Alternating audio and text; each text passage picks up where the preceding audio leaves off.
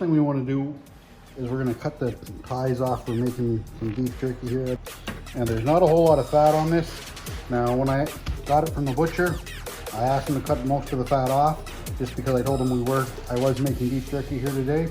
So I'm just going to cut that little bit of fat off that's remaining. Alright, so I got pretty much all the fat off there now. So what I'll do is I'm going to put that through the meat slicer. Now this meat slicer I've had for absolutely ever. So when you're cutting the actual meat itself, you want to make sure you're cutting across the grain and not with the grain. That way after it's all dehydrated from making beef jerky, then it's actually a bit easier to chew and take apart there. So just to give you an idea how thick that is from that first slice, I think that's a pretty good thickness to be dehydrating. So at this point what I'm going to do is I'm just going to put some meat into the baggie and then I'm going to add some barbecue sauce. Now I just made this barbecue sauce a few minutes ago and I'm going to post that barbecue sauce in a different video altogether. So if you want to see that video, just scroll through the library. So these bags will probably fill up my dehydrator probably between 2 to 3 times. So what I'll do now is I'm going to pour the sauce in.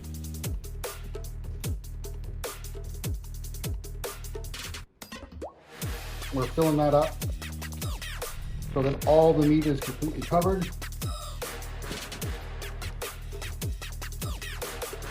And then we'll seal that up. Once we've got it all sealed up, we'll put it in the fridge for about a half an hour to an hour. At that point, we'll put it into the dehydrator. It's been about a half an hour now. So what I'm going to do is I'm going to start to put the meat on the actual trays so I can dehydrate them. So I've got this protector here just to protect the counter while I'm putting everything in. It just makes it a lot easier to clean everything all up once I'm all done. So all you need to do, take your tray, lay the meat flat out on the tray.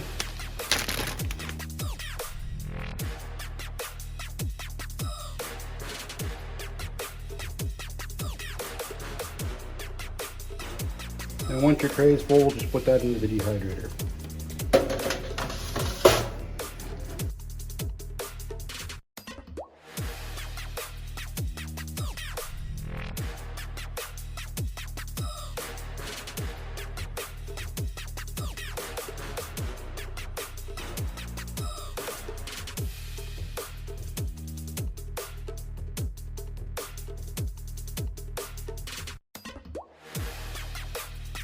There, so that's one full tray right now.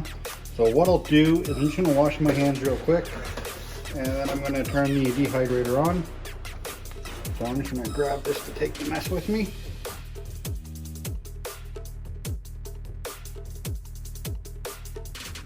Alright, so what I'm going to do is I'm going to turn it on. We'll set the temperature, we'll turn the temperature all the way up on it. So I'm going to set it for 10 hours. I'm going to let it run for about 2 right now. So it's been 2 hours now. What I'm going to do is I'm just going to really quickly flip all the beef jerky over. And I'm going to let it continue to dry for another couple hours.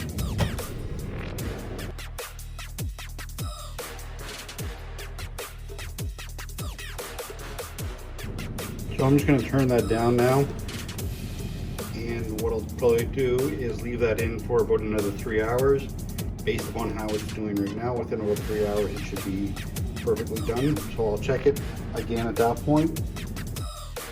So it was too late by the time I got everything all done there last night, so I just left everything in the dehydrator. So we'll take everything out of the dehydrator there now. So it looks like someone already got into the beef jerky earlier today. That's probably the biggest problem that we have every time that we make beef jerky. It certainly doesn't last very long once we make it, which is why we kind of divide it up.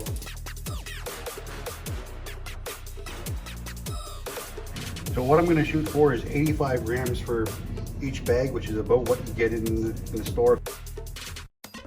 That's pretty close, I'll call that good.